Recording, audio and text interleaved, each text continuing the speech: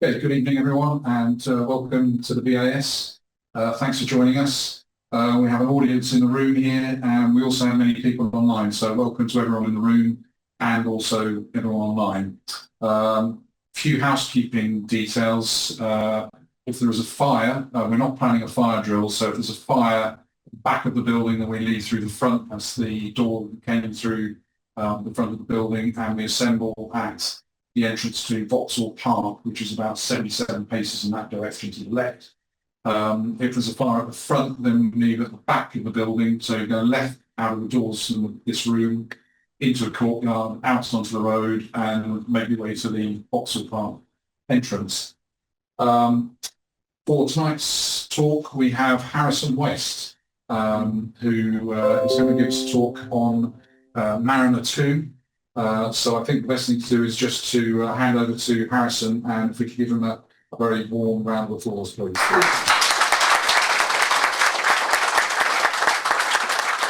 Hello, hello. Yes, greetings to all, both in the room and from Zoom or where you're watching.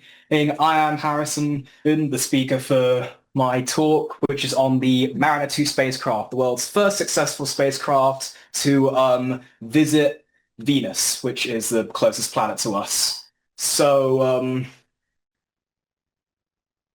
well, I guess we shall begin with the first, which is my introduction. So, well, obviously, you know my name. I have a pretty long-standing passion for space history. I found reading, learning about spacecraft that would fly long distances like this spacecraft here quite fascinating to read about during secondary school. And, well, now here we are. I'm in front of you with this presentation here. Mariner 2 is obviously an important spacecraft. It began humanity's efforts truly to understand the celestial bodies that orbit around us, excluding our moon, of course. Of course, we reached the moon way before Mariner 2 reached Venus. And, well, this effort is currently still ongoing. We have this year the Venus Life Finder, and then, well, in the mid-2030s, we have Da Vinci, Envision, and the Veritas spacecraft. Well, hopefully the launch is still slated for the mid-2030s, but they're still in development. So, I thought when I was thinking of doing a talk for the British Interplanetary Society, why not cover a spacecraft, one of the first spacecraft that I read and truly learnt about all those many years ago. So let's lift off. We begin on planet Venus, not Earth, but Venus, the target destination for Mariner 2, and the second planet from the Sun, with a simple question. What did we think of Venus before Mariner 2 flew by? Hi. To clarify any confusion, by the way, the planet has had many, and I do mean many names throughout human history. So all the names, at least early on, will refer to the same celestial body, which you see in the corner there with that lovely photo. So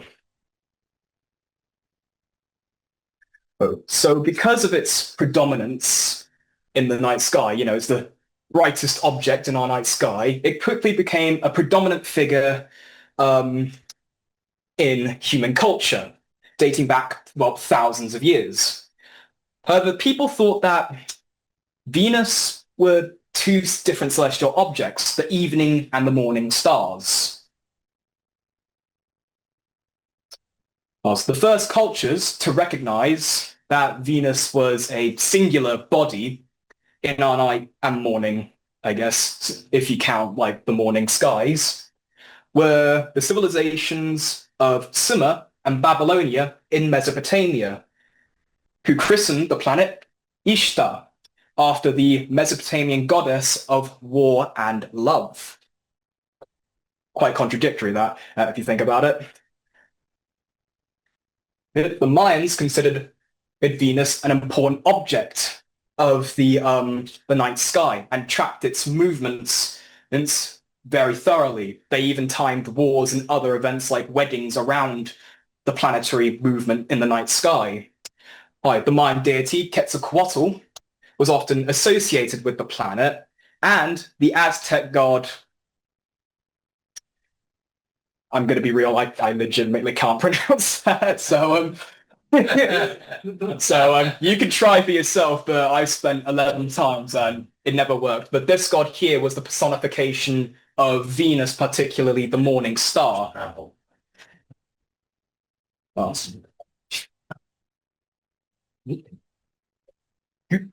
Sorry. Pliny the Elder, a Roman author, would credit the realization that Venus was a singular body in our night sky to Pythagoras in the 6th century BC. But this is disputed by Greek biographer Diogenes Laertius, who argued that it was philosopher Parmenides in the 5th century BC. The simple answer is that cultures and civilizations realized that Venus was a singular celestial body at different times, and the recording of such discovery and realization varies depending on the culture. So people will credit this person there. It's all a bit contrary, and we don't really know to this day who would be the first. Either way, the advent of the 13th century CE saw the planet being more refined, widely referred to as Venus, after the goddess of beauty in Roman mythology. I'm sure many of you are familiar with this picture here, a very famous picture depicting the goddess of Venus. Although the names Lucifer and Vesper still remained popular for the evening and morning stars, Lucifer being Lightbringer, so you can see why that name still remained catchy. In 1610, the famous Italian astronomer Galileo Galilei, he made the first observations of Venus through telescope, and he discovered that Venus, similar to our own moon, had phases, which would only be possible if Venus orbited the sun, which contradicted the theory and the thought that every single celestial body orbited the Earth, the geocentric model of the universe. German astronomer,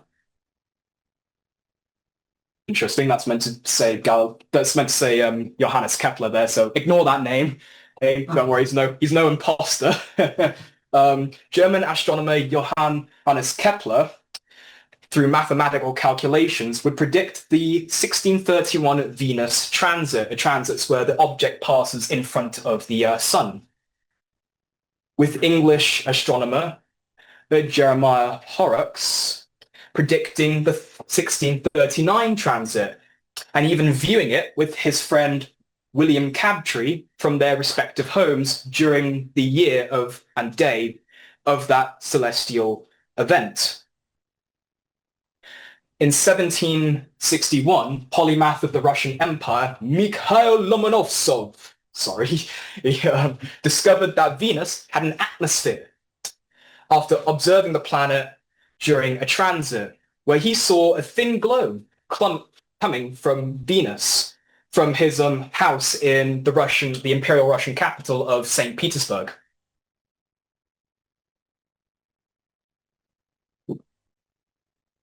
The discovery of this would complicate attempts to try and calculate and grasp the planet's rotation. With German astronomer Johann Schroter and Italian French astronomer Giovanni Cassini, believing that Venus had a 24-hour day, similar to our own planet that we're currently sitting on. In 1890, Italian astronomer Giovanni Schiaparelli, through observations he made of the planet from 1877 to 1878, proposed that Venus's days were longer longer, precisely 224.7 Earth days. And he also proposed that the planet could have been tidally locked. The discovery of its thick atmosphere and as well its general size to Earth led to a mass assumption that the planet had similar landscapes to Earth, with one such assumption being that the Venusian clouds, which were thought to be thick and similar to our own, were made of water. And this made people believe that Venus had a wet climate, with these perceptions thinking on what the nature below the clouds ran completely wild, with some believing the planet was covered in vast oceans, which in another form is still a concept being explored today, with the thinking that the planet had shallow oceans 2 billion years ago. But the most popular depiction of the planet's interior was a Venus covered in lush and very dense jungle and swamps, with life similar to that prehistoric Earth's.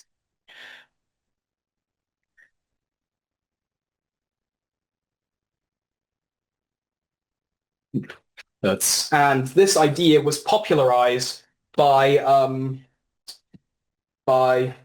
Swedish scientist Svante Arrhenius. I think I'm saying that right. With his book published in 1918, The Destinies of the Stars. And this further fueled public imagination and thinking that Venus had lush and dense jungles, swamps, anything moist and wet. And this was popularized in many works from the first half of the 20th century. For example, in The Wars of Eryx, published by H.P. Lovecraft, published in 1936. Space Cadet, published in 1948. The Long Rain, published in 1950. And also an honorable mention to Arthur C. Clarke's story Before Eden, which depicted Venus as a desert planet, an idea that began to be born in the 40s and 50s, but would never be as popular as, say, a thinking that Venus was a lush and dense jungle or planet. Around this time, the wider scientific community began to challenge this concept, using advancements in technology to conduct the first studies and observations of the planet. In the 1920s, analysis of the Venusian atmosphere via spectroscopy revealed that the atmosphere contained carbon dioxide and little water, which was the first major blow to the mass assumption that Venus was habitable. In 1940, Rupert Wildt, through calculations of the Venusian atmosphere, he hypothesized the carbon dioxide in Venus's atmosphere trapped heat and could lead to the planet having a high surface temperature, the greenhouse effect. After the Second World War, in the midst of the Cold War during the 50s, came the first microwave observations of the planet, with 1958, a team who studied the planet during 1956, publishing in the Astrophysical Journal. This team worked for the Naval Research Laboratory, publishing a study that showed the temperature being 327 degrees Celsius. Honestly, the idea of a really hot holiday, too hot. But this discovery just sparked more conflict, because scientists then debated whether this heat was caused by the surface of the planet or higher up in the ionosphere. And it was evident of one thing, and that is that more study and observation of the planet to grasp its true nature was needed. And this is where we'll shift off to the people that built the spacecraft, beginning with the Jet Propulsion Laboratory. Mariner 2's story begins with JPL, the Jet Propulsion Laboratory, with the lab having its origins in the mid-1930s at the Guggenheim Aeronautical Laboratory at Caltech, the Californian Institute for Technology, where rocket researchers and scientists began conducting experiments on small solid fuel rocket motors, under the observation and being overseen by Theodore von Karman. And this work eventually caught the attention of the military, who, during the Second World War, funded JPL's experiments for use in military applications, with one such application being jet-assisted takeoff.